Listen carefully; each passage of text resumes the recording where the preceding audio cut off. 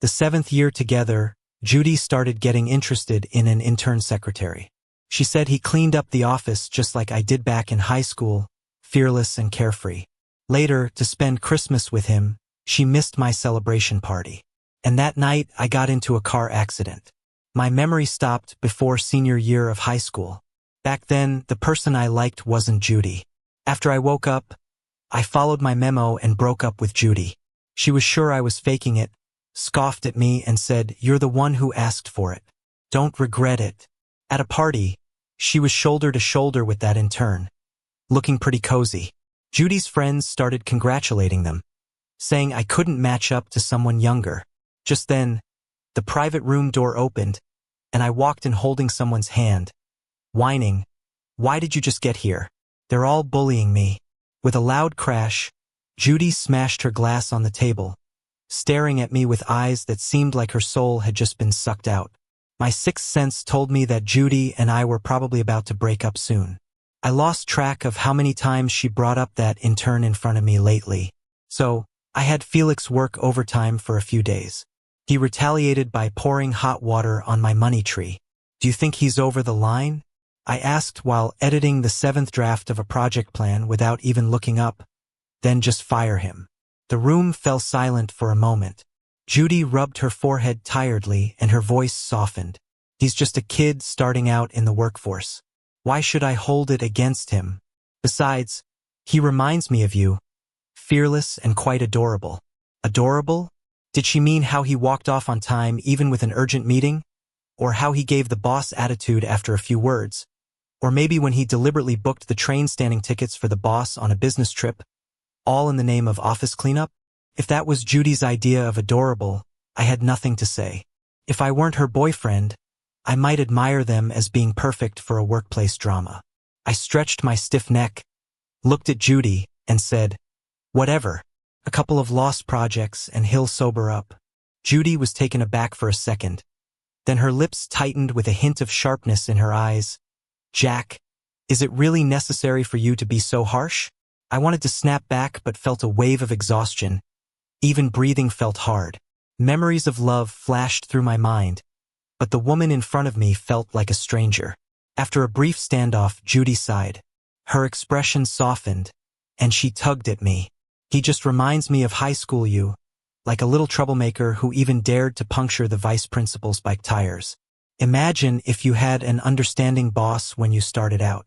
Maybe you wouldn't be so stressed or without time to rest now.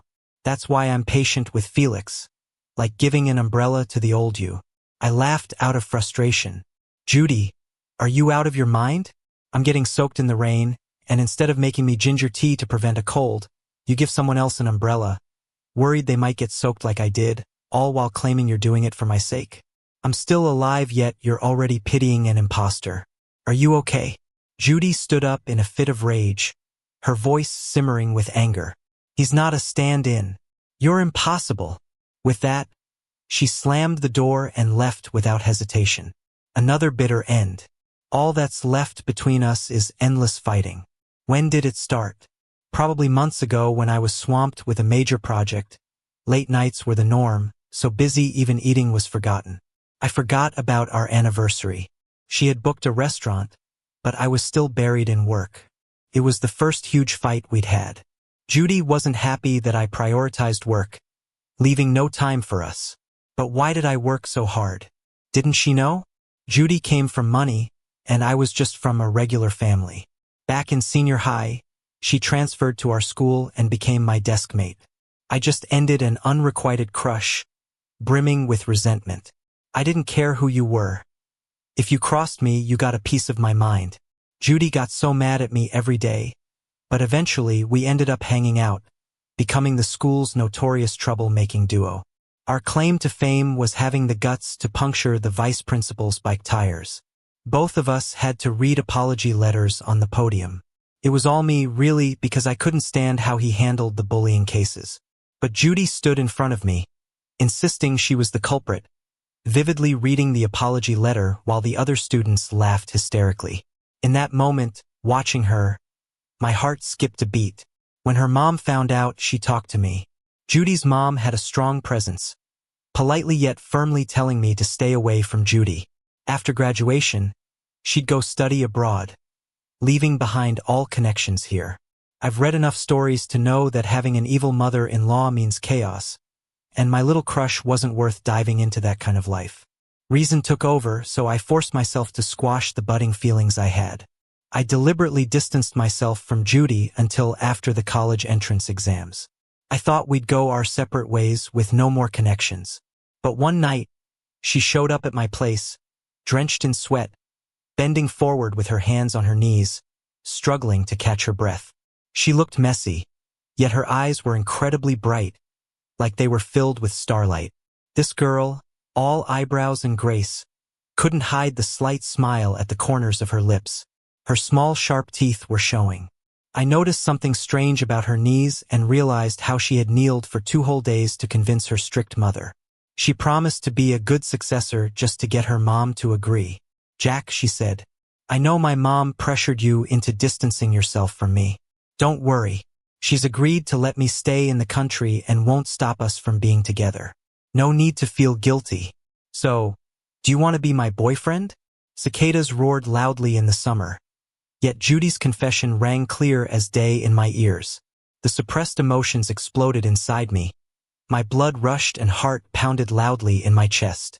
She didn't twist my arm or make things awkward for me, but quietly cleared the path. All I saw were the beautiful views along the way. Even someone as logical as me couldn't resist this passion. So I took her hand. My parents were both doctors. They fell in love at first sight. Yet my dad came from poverty with a sick mother to care for, and my grandpa disapproved of their relationship.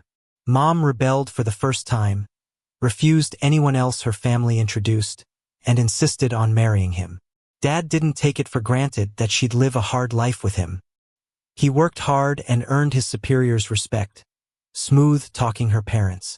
He took Grandpa fishing and helped Grandma shop, winning them over with sincerity. Thanks to my parents' example, I learned early on that relationships need effort from both sides to last. Judy's mom wanted a son-in-law who matched their status and could shine in any setting. I was just average, causing my folks constant headaches. Definitely not perfect for Judy. Even if we managed now, conflicts would arise later from different issues. Judy would be caught in the middle, suffering the most.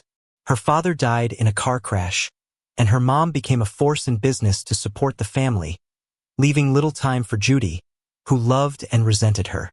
Judy acted out just to get her mom's attention, but deep down, she craved closeness.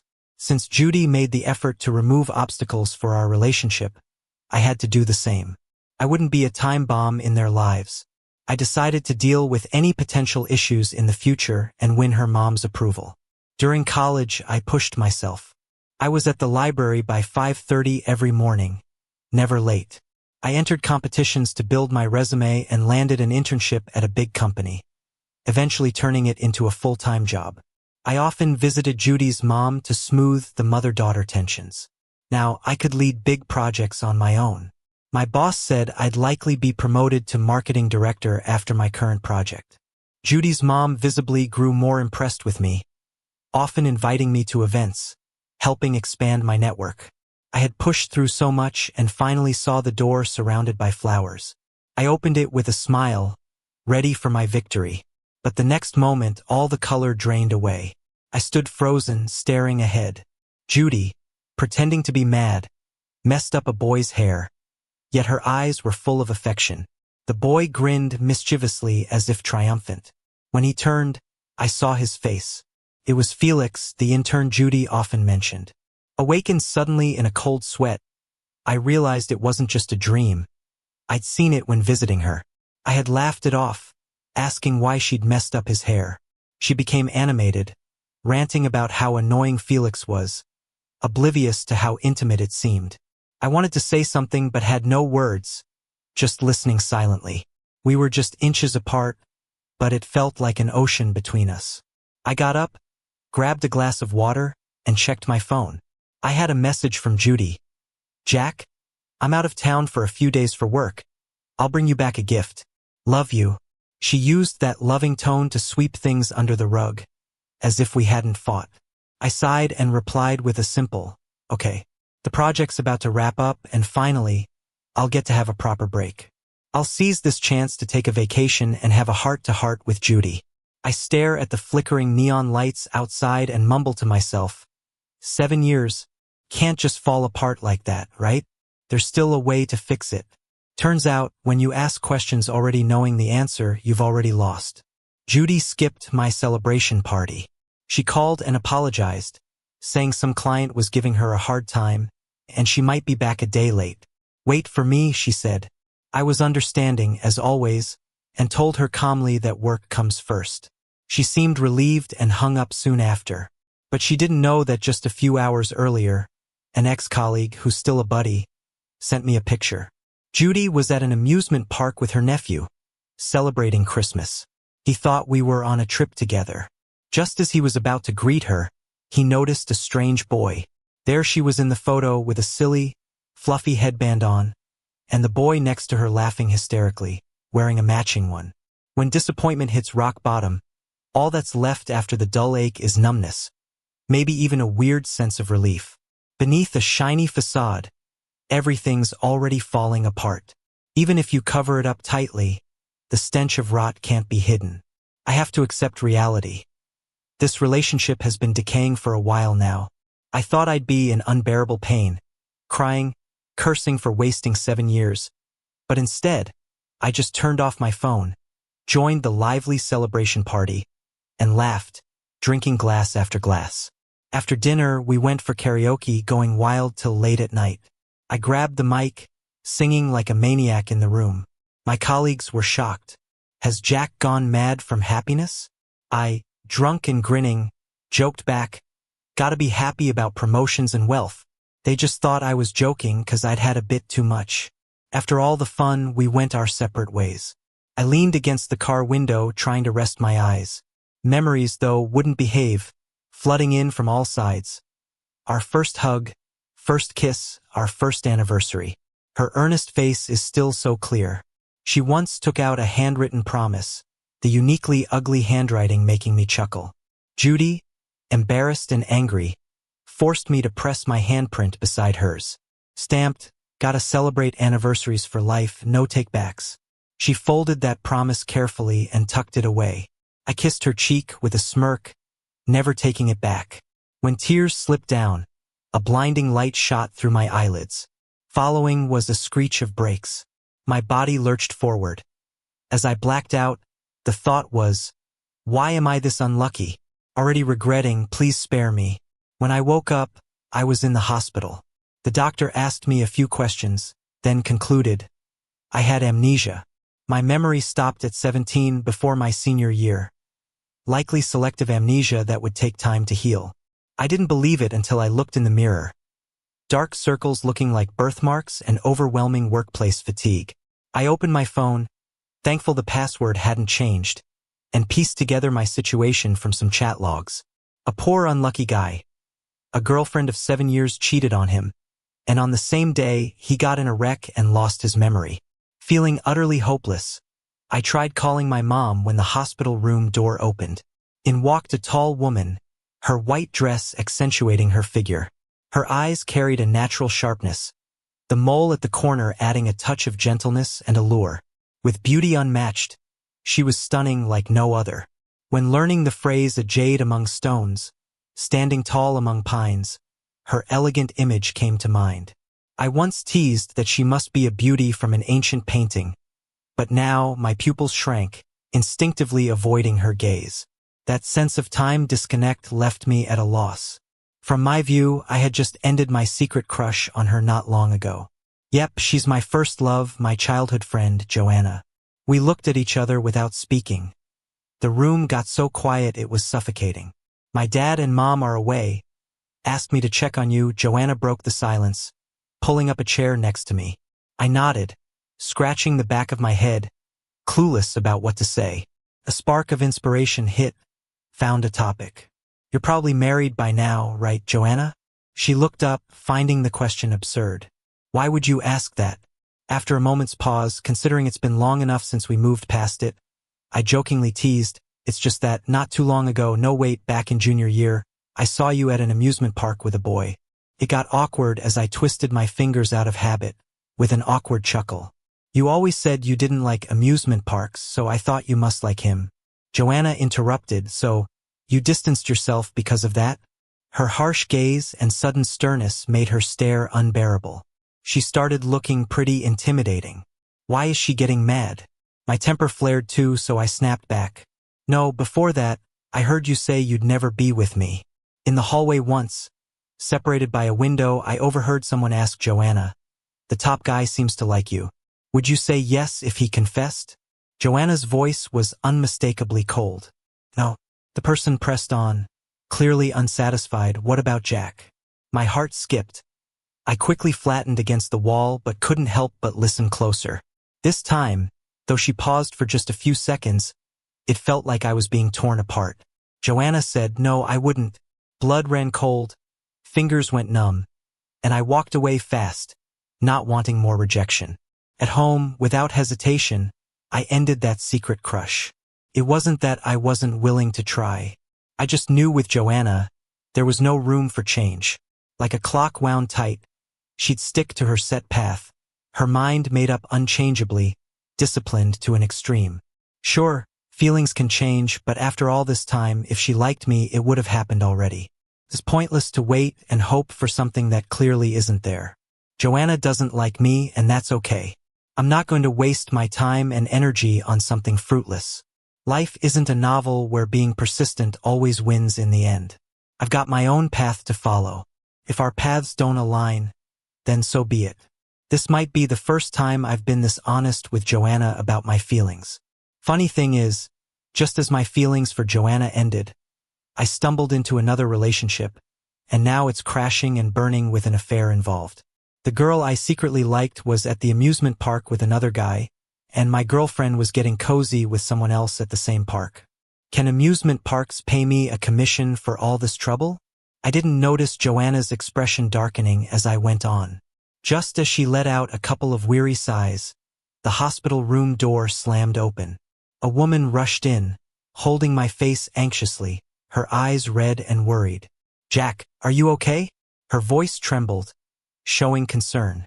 Joanna just stood there quietly, then left the room without a word. I felt a cold sensation on my cheek and a faint cologne smell that made me nauseous. Instinctively, I pushed her away. That sudden pain in my chest disappeared as quick as it came. This woman was the cheating Judy. Judy was frozen, disbelieving. I flipped open my notes where the first item was, "Break up with Judy." Feeling calm like I was crossing off a to-do list, I said, "Perfect timing. Let's break up." Judy's fists clenched as she fixed her stare on me, her jaw twitching uncontrollably. "What did you say?" she asked. "Break up. You don't understand?" I replied. Judy laughed bitterly, forcing each word through her teeth. "You're breaking up over some missed party? I didn't sleep all night just to catch the first flight back for you. And this is what you pull?" Watching her angry face, I shook my head. Why did I ever get involved with such a fake and self-centered person? Feeling unexpectedly weary, I just didn't want to speak another word to her. Calmly, I asked, "Did you have fun at the amusement park with your assistant?" Her pupils shrank in panic before she quickly composed herself. "Is that why you're upset?" she asked, softening her tone. "Remember that limited edition toy you wanted? Felix thought they might have some, so we stopped by." I almost applauded her acting skills. Cheating and meeting up with another guy, yet she flipped the blame so smoothly. I wondered if she'd use a similar excuse if caught cheating in bed. Her face turned from pink to red with anger. Trying to keep her cool, she said, "Jack, you can check all my schedules. Felix is just doing his job accompanying me on trips. There's no need for these accusations." She scoffed, "You don't seem amnesiac to me, pulling this kind of stunt. Accusing an innocent guy, aren't you ashamed? Fine, if breaking up is what you want, then don't regret it," she said coolly, leaving with a slam of the door. I almost laughed out loud. To some people, it seems like as long as there's no kissing or sleeping together, it doesn't count as cheating. I wanted to throw the nearby fruit basket at her, but I held back. Breaking up was the goal after all. The more I argued, the messier it could get. Even one more look at her face made me sick. After finally breaking up, I felt a great relief. I ticked off the task in my notes. Just then, Joanna walked back in. We both looked at each other silently. She had a hint of a smile in her eyes, then coughed lightly, trying to play it down. I heard everything, she said. I felt embarrassed. Sorry about that, I laughed awkwardly. Not laughing at you, she replied. With her and some old messages from my phone, I pieced together what happened over the years, realizing I succeeded in my career. Finally, I smiled again. Funny how the main character in stories often finds success after getting over emotional hurdles. In a way, Judy became my motivation to strive. That's about all she's worth, though. When I had a car accident, the company gave me 3 months of paid leave. The doctor recommended I take walks in familiar places to help with memory recovery. Joanna took responsibility for me during this time, even planning to come home with me. I felt a bit overwhelmed. Thanks, but I don't need to be babysat anymore. Once we got over the initial awkwardness, it was like old times. Things became comfortable again. Joanna's dark eyes caught mine, and she laughed. You've grown. You used to have me bring breakfast all the time without saying thanks. She playfully teased me and continued, Do you cook? No, I admitted. Then how are you going to take care of yourself? She asked. Order takeout, I shyly muttered, looking away. She laughed, grabbing my luggage. Let's go. Otherwise, if you end up back here from bad takeout, I'll be in trouble with both our moms. I was puzzled. She usually hated unscheduled plans, and we hadn't really talked in years. We were practically strangers. But here she was helping me out. Thankfully, she's only cooking and didn't plan on staying over, which was a relief. Joanna put on a cartoon apron and started making yam and pork rib soup in the kitchen. Watching the gas flame dance, I zoned out for a moment. The once awkward teen had now become someone poised and capable. She made braised beef with potatoes, stir-fried peppers, and garlic lettuce. A perfect 3-course meal with soup. These are all my favorite foods. All these years have passed, and she still remembers. Her cooking is on point, too. My eyes lit up, and I smiled, giving her a thumbs up. Joanna, with your skills, you could open a restaurant. She slowly served me some soup. I only know how to make these few dishes. I paused, couldn't think of a reply, and just focused on my meal. Why'd she have to say something so thought-provoking? To break the awkward silence, I changed the subject. I remember you planned to be a doctor. How come you ended up in finance? Yeah, she said, catching the big data wave, turning herself into a rising star in the business tech world, like a farmer suddenly becoming royalty. Pretty impressive. She paused for a few seconds, her lips twitching slightly. Nothing much, just wanted to be rich. I nearly spat out my soup. Joanna looked at me, and I couldn't help but chuckle. You were always so determined. No one could change your mind. Didn't know you'd switch up your plans. Joanna's super disciplined, loves to jot down tasks in her notebook, like acing exams, reaching grade 10 in piano and violin, mastering coding, methodically checking them off. She's never failed at anything. I once saw her notebook, and it stressed me out so much I couldn't sleep. I ended up making planning lists too, and still do. She always wanted to be a surgeon. My parents even shared their experiences with her. But she eventually chose the entrepreneurial path. I sighed, realizing growing up changes us all. Joanna looked at me with those deep, mysterious phoenix eyes, and after a while, she smiled slightly. No, we haven't changed, she said, her voice a little raspy, with a hint of laughter. Starting tomorrow, I'll take you around to jog your memory. After 2 weeks of revisiting places, I couldn't take it anymore. Joanna, what's up with this? She looked innocently at me. What's wrong? I was both amused and frustrated, glaring up at her.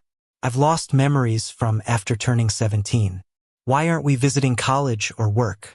Why are we revisiting the snack street, internet cafe, bookstore, and temple from high school? Reminiscing over embarrassing moments? Everywhere we went, Joanna recalled something with a straight face, helping me remember. Remember this grill place? You ate 3 bowls and got a stomachache for days. And this internet cafe? You snuck here after school and got busted by the dean. I bailed you out, She went on about the book I always read but couldn't find it anymore. And this one time climbing a temple hill, a big yellow dog chased you, and you jumped into my arms, refusing to come down. I covered her mouth, face flushed with embarrassment. It felt like the years of distance between us just vanished. Screw manners or maturity. I just wanted to silence her. You're just messing with me, I said through gritted teeth. Joanna blinked, meeting my gaze. The soft feeling on my palm suddenly became distinct, like it was burned, and I quickly pulled my hand back, walking swiftly ahead to the bridge covered in red strings of wishes. It was quite a sight. Standing on that bridge, fuzzy fragments of memory started to flash through my mind, causing a slight headache. A crisp, cool scent wafted from behind me. I remember you writing a secret wish here once, not letting me see. Where did you tie it? Joanna bent down, looking for it, her distinct fingers brushing over the faded red strings. Quite a sight. But I wasn't in the mood to appreciate. I pushed her forward. With so many strings, there's no way you'll find it. It's not that important anyway. Joanna turned, lightly asking, Really? I nodded nonchalantly, thinking if she really saw it, I'd lose face. Joanna finally started her job. Thank goodness. I almost thought she went bankrupt and became unemployed, just lounging around. Going on a business trip for 2 days, I made breakfast. See you when I get back. I stared at the message for a while, fingers unknowingly curling. We weren't even living together, yet she talked like an old married couple. An unusual feeling crept in, and I quickly switched screens, shaking my head to clear the clutter in my mind. High school buddy Mike messaged unexpectedly, asking if I wanted to hang out. We were pretty tight back in school and still kept in touch over the years. 17-year-old me loved to have fun, so I agreed without a second thought. He visited me in the hospital, shocked by my amnesia. Jack, you're like a novel's leading man, hitting the rare amnesia trope. Guess heartbreak from Judy hit you hard. No worries. I'll help you find a new leading lady. His love for novels was apparent. Arriving at the resort, the lavish setting was jaw-dropping: fishing, barbecue, spa, kids zone, a bar, and restaurants serving global cuisines. Bits of memory started piecing together. I'd been here with Judy once. Her breath, smelling of oranges, whispered in my ear, asking where we should honeymoon after marriage. Laughter, cicadas, and the rustle of wind drifted away in the whirl of memories. No matter how sweet the memory was, cheating stripped it all away. I shook my head, warning myself against unwanted memories while enjoying myself. But things never go as planned. Just after a refreshing bath, Mike dragged me to a private room, eyes gleaming. Jack, my crush, and her friends are in there. Could you join me? I wasn't shy, so I agreed without thinking. Opening the door, there she was, Judy, and beside her was Felix. Talk about speaking things into existence. Good luck never works, but bad does. My eye twitched, ready to turn and leave. Judy's lazy voice, slightly tipsy, called out, You're already here, play a bit. I owe you one for breaking up with me, letting me find true love. Her half-lidded eyes were playful. Mike paused and hurriedly said, I didn't know she was here. I'm sorry. Let's leave. His eyes drifted to a handsome guy in the corner. I let out a sigh and patted his hand. No worries, what victim hides from their lover, right? You go on, I said, amidst numerous eyes watching me. With a calm demeanor, I poured myself a drink and walked over to Judy. She was all cozy against Felix's shoulder, looking dainty and delicate, with their noses practically touching. Felix had wide eyes, half thrilled and half shy. Judy pushed against Felix's chest, saying, Stop it, there are people watching, including your ex-boyfriend. I watched them with a smile, pretending that public places are just private rooms for these lovebirds. Do you really enjoy being the center of attention? I said. Don't mind me, go on. Actually, thank you for taking the trash off my hands. You two leading stars in a drama should stay together forever. Have kids even. Lock it down so it doesn't recirculate back into the market. It's practically a good deed, I said, raising my drink as if offering a toast. The room fell silent. Felix glared at me, "What the hell, you old man," he snapped. I paused, smiling. "Old man? You should look after yourself. Those dark circles look like they're about to fall off." He kept ranting, calling people like me the reason work nowadays is unbearable and how fear of not saying no to overtime is a thing. All while sitting there smirking, like stealing my girlfriend and eating off my paycheck was some great crusade. Seriously, they seemed like they were made for each other, similar in their shared stupidity. Felix, all puffed up, looked down on me. "Really? Then why is a noble workplace reformer like you still working under those capitalist dogs?" I replied. His face changed quickly. "Shut up. I'm not a lover boy." Tears welled up in Felix's eyes. He looked at Judy, hoping she'd step in. Judy narrowed her eyes, scanning my face for any signs of me holding back tears. She eventually scoffed, poured herself a drink, and glared coldly at me. "Felix is my boyfriend now. You have no right to talk about him," she declared. Felix blushed, clinging to her. The atmosphere was tense for a while. Friends of Judy quickly tried to smooth things over, noticing her expression and choosing to sing praises to the new beau. Totally, Jack can't compete with young and lively Felix, who Judy adores. Absolutely, Jack is dull and boring. Judy was so over him long ago. No need to fight over this. I clenched my drink, seething. Old man, dull and boring. Never in my life had I been so humiliated. Just as I was about to start a comeback, the door opened. The newcomer looked at me with soft eyes and an amused expression. "I'm here to back you up," Joanna announced. It was as if I went from being stranded to suddenly having a pillar of support.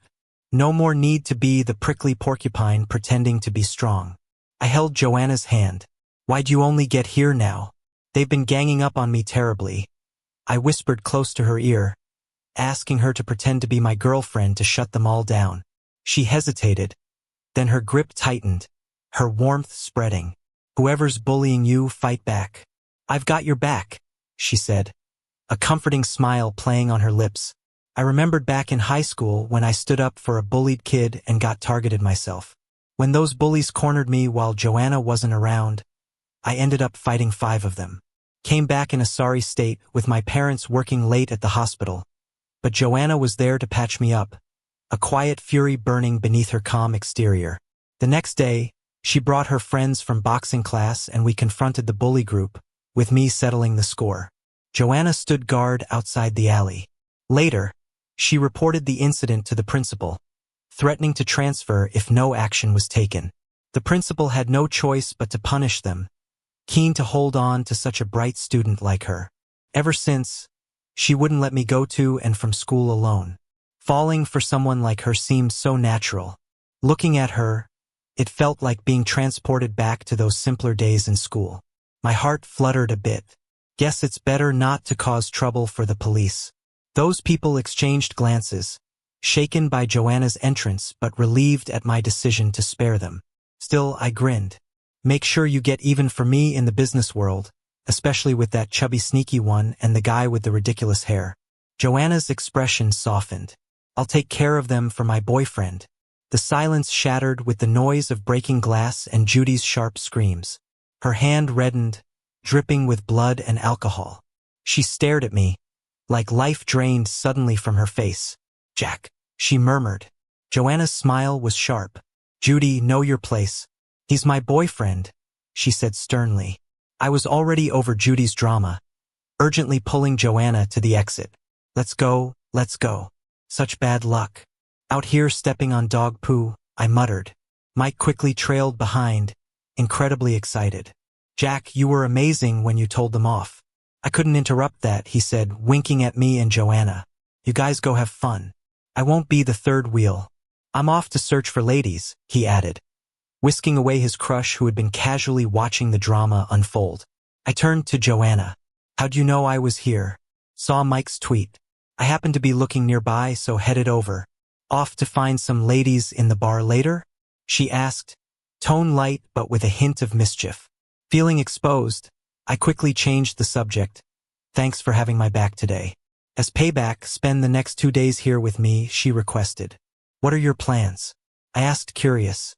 Joanna's eyes glimmered mysteriously, her eyebrows raised teasingly. The scenery here is beautiful, and the facilities are top-notch. There's a lot of stuff to do. You can play whatever you want. My cheeks started to heat up a bit. I wasn't about to back down. Let's try everything. So we kicked things off with our first activity. Barbecue. Judy, like a ghost that wouldn't leave, set up her barbecue grill right next to us. It was like a cook-off, even with her hands all bandaged up trying to mess with us. Whatever Joanna grilled for me, Judy grilled for Felix, and I had to endure the relentless chatter. Boss, how did you know I love beef skewers? Judy looked at her fondly. Take a guess. Ugh, you're annoying. Even the tastiest food becomes bland in front of such nonsense. Joanna's breath warmed my back. Her pale wrist appeared in front of me, seeming to wrap me in an embrace.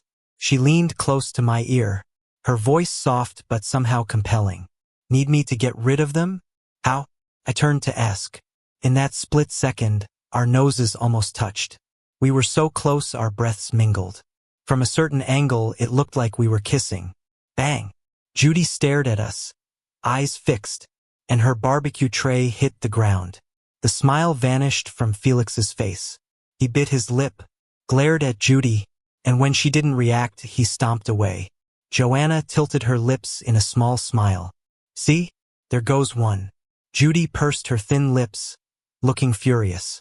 It was like she might grab a knife any second. A few seconds later, she turned to chase after Felix. I couldn't help but smile widely. Joanna, you've got the touch. The party poopers were finally gone. Well, anyone with a shred of decency wouldn't interrupt a couple, right? Not that those two seemed to have any decency. As she said this, she still held me close, her pale hand calmly flipping the meat. I hesitated for a moment. Maybe let me go for now? Joanna's voice was steady. We have to act the part, or they'll just come back and ruin things. I said nothing, but the tips of my ears felt warm. That evening, the front desk told us, smiling, that all the rooms were booked. After exchanging glances, I coughed awkwardly. Maybe I'll just head back. It's not far. Let's hang out another time. I originally planned to stay with Mike, but it didn't feel right to crash their date now. Joanna handed me a black room card. Stay in my room. I blinked, taking a step back. Isn't that a bit much? Just the two of us? I was ready to decline when Judy showed up with Felix around the corner, his tear-streaked face evoking sympathy. Judy gave a cool glance at the room card in my hand, then continued walking, ignoring us. Joanna stepped forward, blocking my view of Judy. She scoffed, lips curving. "So sweet. There's a separate room. Besides, we have to make it convincing. The only way she'll leave you alone is if she truly believes it." Joanna looked down at me, her gaze filled with unspoken emotions. "Or is it that you still can't let her go?" "Not a chance," I replied, my voice tinged with disdain. "No way am I hung up on someone like that." Joanna's throat bobbed, tension in her expression breaking for a moment. What's got her so on edge? After my answer, a visible relief washed over her face. Back to her calm demeanor. Once in the room, I rushed to the bathroom for a shower. The sticky barbecue smell wasn't great. As I was drying my hair, the doorbell rang. Thinking it was room service, I opened the door only to find Judy. She stood there, radiating a low-pressure vibe, eyelids slightly red with suppressed madness. I quickly stepped back, but she grabbed my wrist tightly. "What is wrong with you?" Judy shouted, like she was falling apart. "Jack, even if you pretend to be with someone else to annoy me, enough is enough. How could you really get a room with another woman?" She started pulling me outside, her voice icy as she demanded we leave together. Then suddenly a slap hit Judy. Blood trickled from her split lip. Joanna stood with a calm fury, shielding me. "If you don't want a trip to the hospital, get lost." Judy held the wall to steady herself, glaring at Joanna. "Jack's my boyfriend. We've been together for 7 years. Who are you?" Joanna let out a shaky laugh, tinged with sarcasm. "We've been inseparable since preschool. I saw him light up when he won his first award, saw him pout when he flunked math. Every emotion of his, the books he likes, foods he loves, the stars he once chased. I remember it all. If it weren't for you, the thief, we'd already be together. He's my treasure, and you dared harm him. You deserve to suffer. Judy was stunned, and I stood there, watching Joanna's eyes mist over with emotions. My heart raced, a mix of shock and confusion clouding my mind, sparking a dull ache. I tugged on Joanna's sleeve, my voice hoarse. Let's go inside. Judy's voice sharp. Jack, don't go with her. Of course I'm going. Joanna's my girlfriend. Who exactly are you? I retorted, feeling ridiculous. Her lips pulled in a bitter smile. You rented a room together after just days. If you're that casual, what about our 7 years? Why act so prudish? A sharp pain jolted my head. My heart ached with a worn heaviness, memories flooding in. I shut my eyes tight, the heat stinging behind them. When I opened them again, all bitterness, anger, and reluctance ebbed, leaving a calm coldness. Regret flickered in Judy's eyes. Her lips moved, face growing paler. Jack. I cut her off. Why? Don't you know? She stood motionless, color draining from her face. I've always been open-minded. With both parents as doctors, they taught me about these things early on. Sex is as routine as eating or drinking. Heck, when I left for college, Mom explained how to choose protection, how to stay safe. So there's never been any shame around it for me. In my junior year of college, Judy and I went on a trip to Inner Mongolia during the National Day holiday. Everything just sort of fell into place. Then Judy's mom called. She had Judy put the call on speaker and asked about our trip before getting to the point. Judy, don't take advantage of him. You guys are still young, and the future is uncertain. How are you going to be responsible for him? If you really love him, focus on school and the family business. If you break up, it could get ugly. By this point, Judy and her mom got along better, so she reluctantly agreed. But I knew it wasn't just a reminder. It was a warning for me too. There are so many stories about messy breakups among wealthy families, using kids as pawns. To Judy's mom, I was probably just like those guys. She wanted to keep me at a distance. Honestly, I didn't care much and even tried to reassure Judy. Saving the first time for marriage is beautiful too, right? I felt our relationship was rock solid and wouldn't be affected by things like this. But now, she's lashing out, using harsh words to vent her long-held resentment, blaming me entirely. She's taken this twisted logic to ease her guilt about cheating. When did Judy start spiraling? Maybe she was always a wreck, just showing her true colors now. I shouldn't be sad. I should actually be grateful to her mom. She's not the right match for me. After returning from our summer getaway, I didn't expect Judy's mom to reach out. Judy's been drinking nonstop.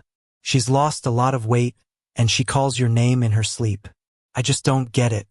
After 7 years and almost getting married, why break up now? I stirred my coffee, smiling lightly.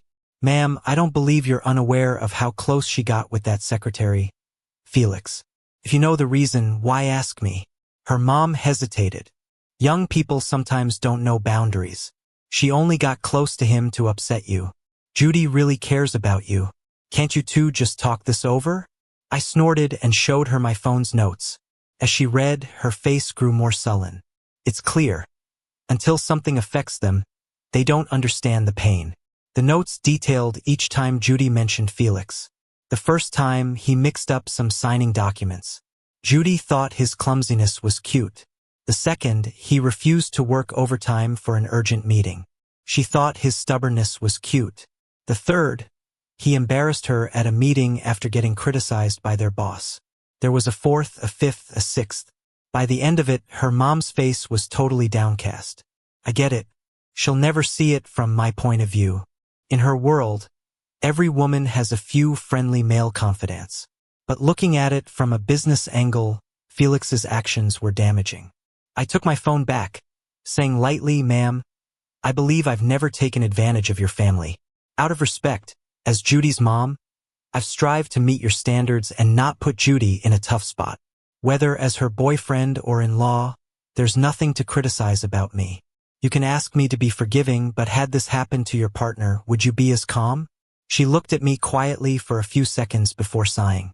"Jack, It's our family's fault. I've seen how much effort you've put in over the years. To me, you're already a son-in-law.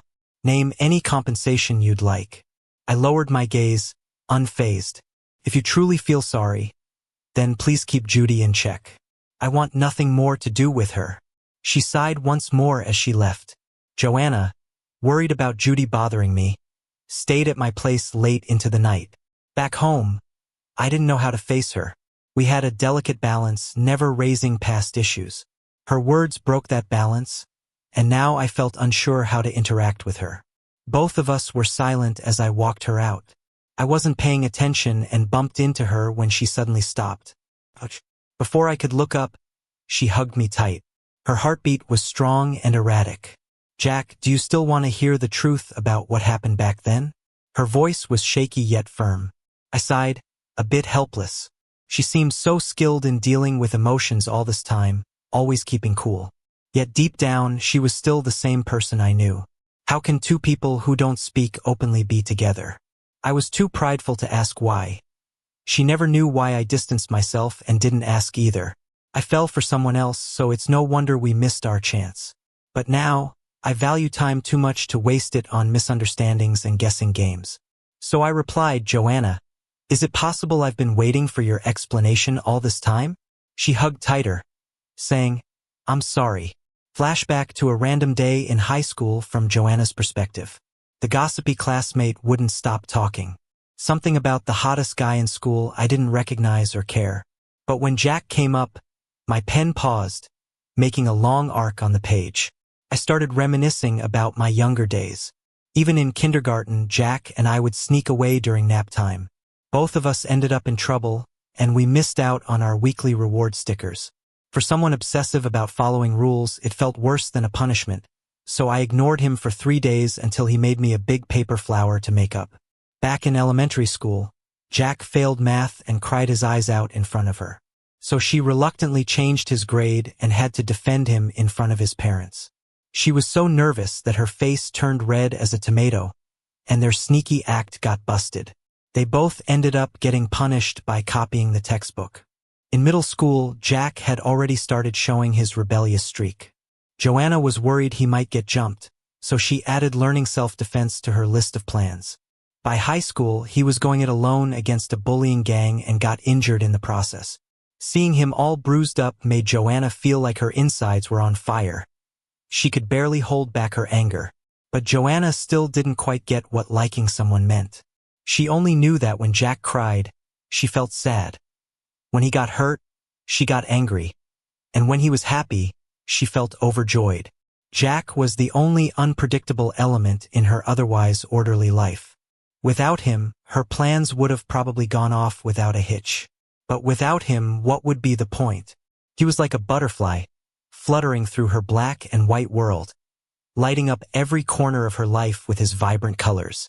Jack was interwoven in all of Joanna's memories, so the thought of them parting ways never crossed her mind. A classmate pestered her for an answer. If Jack wrote her a love letter, would she go out with him? Joanna said she wouldn't.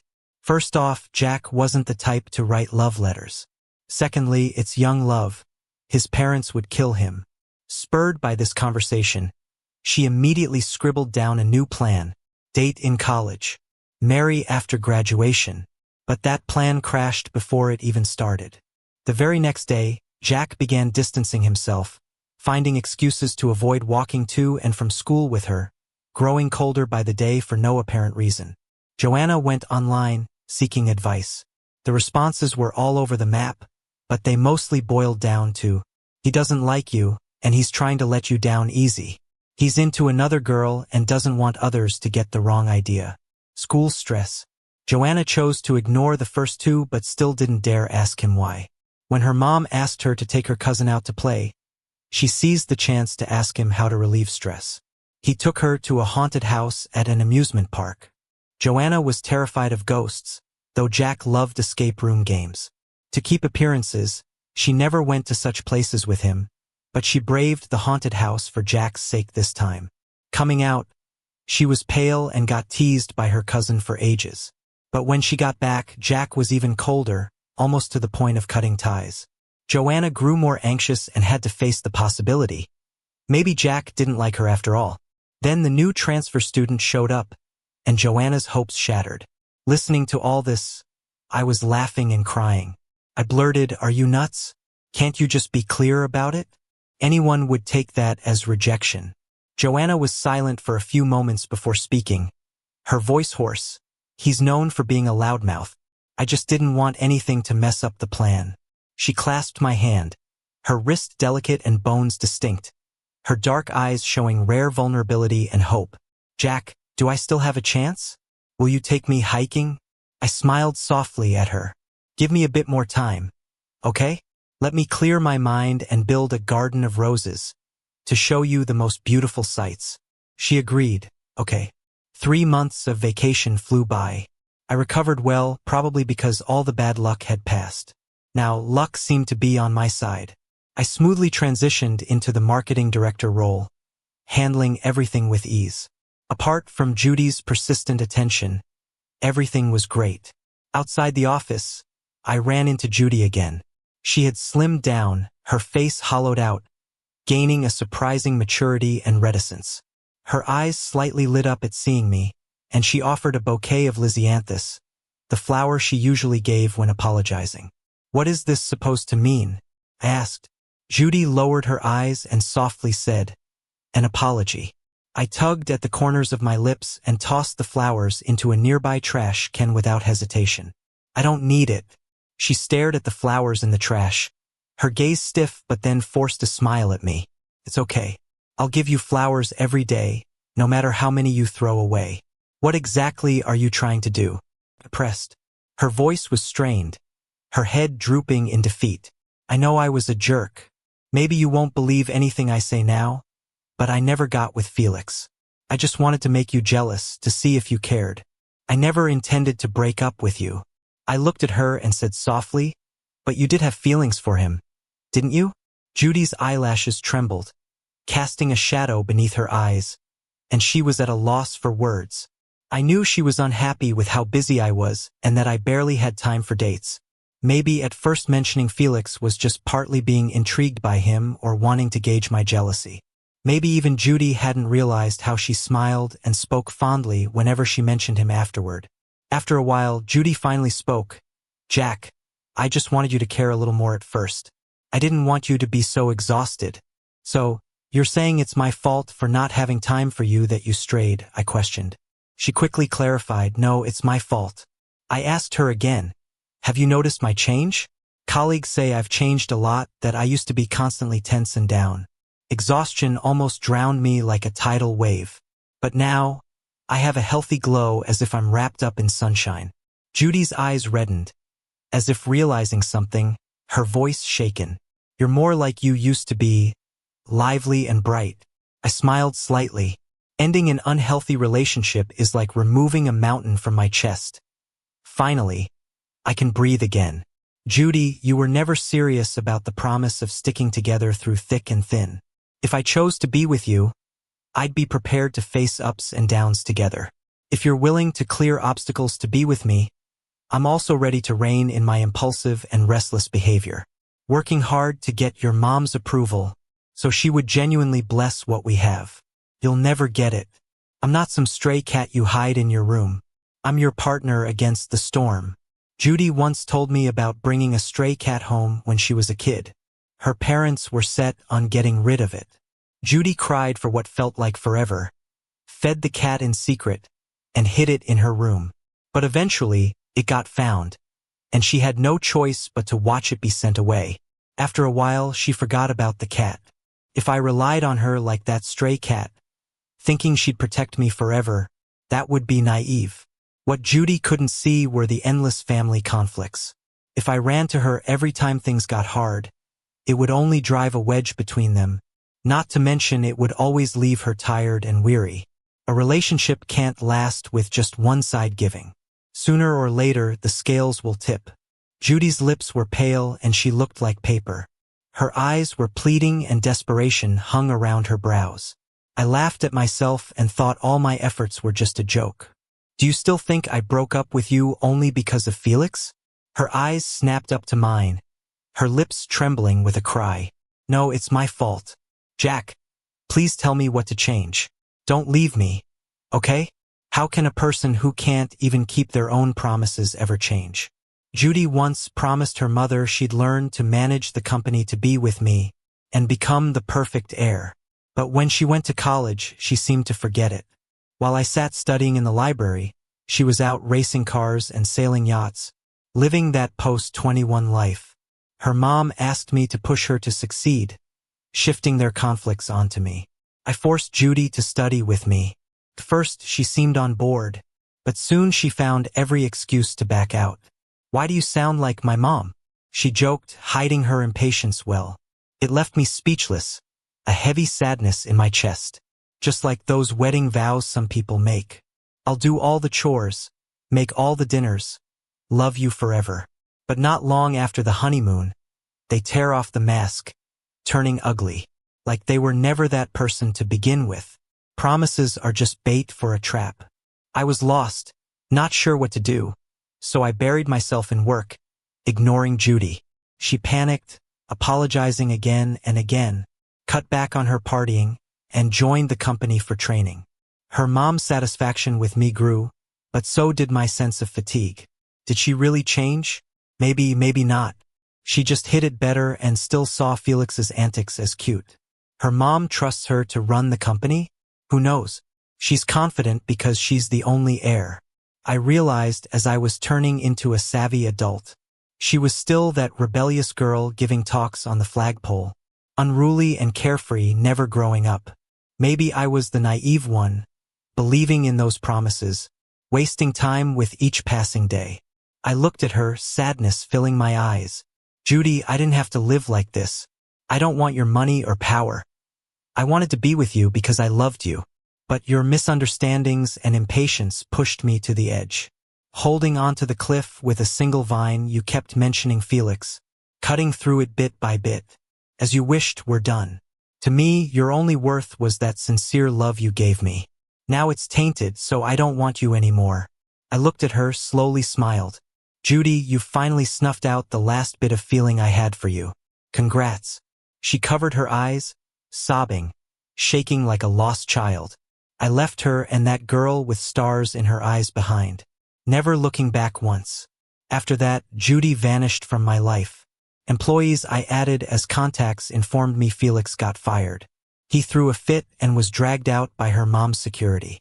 Honestly, I didn't care about his fate. In a way, I had to thank him for helping me cut those spoiled ties. I just feel a little sorry for his next workplace. Changing the culture isn't about sweet-talking the boss or being defiant. My take on it? Too much screen time. To truly relate to the working class, you need to strive for influence, lead by example, and improve the environment from the top down.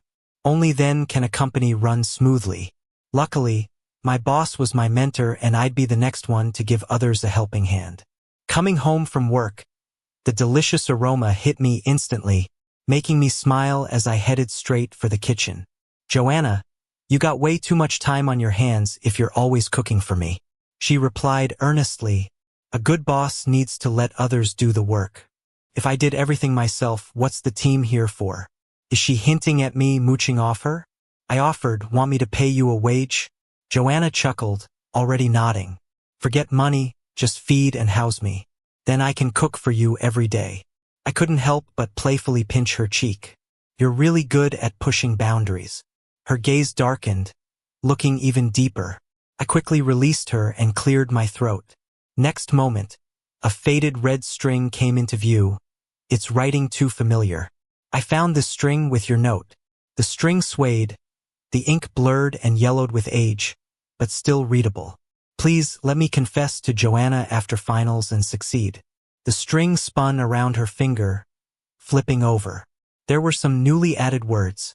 Please help me confess to Jack successfully and stay together forever.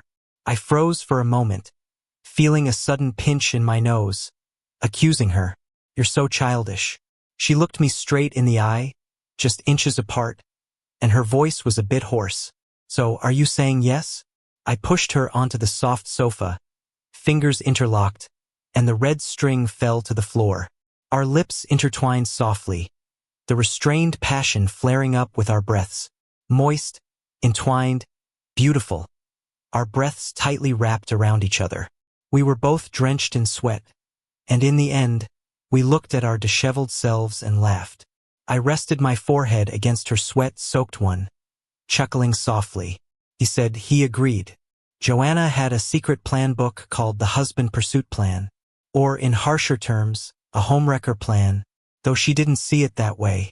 In her eyes, the only advantage Judy had was her money, so she changed her career path from medicine to business, shocking everyone around her. She pondered why Jack might not be satisfied with her, thinking she was too boring, and praised the paper husbands in novels. She bought hundreds of popular novels, reading late into the night, trying to shape her emotional intelligence to match the heroines in them. She kept up with her fitness, paid attention to her looks, and worked hard to earn money. Her friends joked that she was a peacock showing off, but all she wanted was for Jack to notice her just once. When she met his polite and courteous gaze again, Joanna suddenly realized that no matter how excellent she became, he would never care because once he chose his partner, he would give all his love without reservation, not sparing a glance for others. That's what made Jack wonderful. Even if Joanna was insanely jealous of Judy, it didn't matter. She figured it out and willingly retreated to a safe distance to wait, believing she could outlast Judy in the end. As for how long it would take or if it was worth it, she never wondered or cared. When she realized it, the boy she grew up with had already taken deep root in her heart, his strong roots spreading to every corner of her heart, with her blood as its nourishment, helping it thrive. Luckily, God was watching over her, and Joanna finally found herself back in his sunny gaze, being loved by him. It was even more joyful than she'd imagined, so overwhelmingly lucky that she couldn't help but tear up. Jack asked her, "All those changes you made for me, was it really worth it?" Joanna looked at him earnestly. "I never changed my plan. Everything about you was within my plan. The lighthouse guiding me forward wasn't a list of plans, but your footsteps left as you danced under the moonlight. As long as I follow you closely, I won't lose my way." When Joanna tied that red string once again, she clasped her hands together, like a devout believer. "God, I pray to you, show mercy, so he never lets go of my hand until life ends."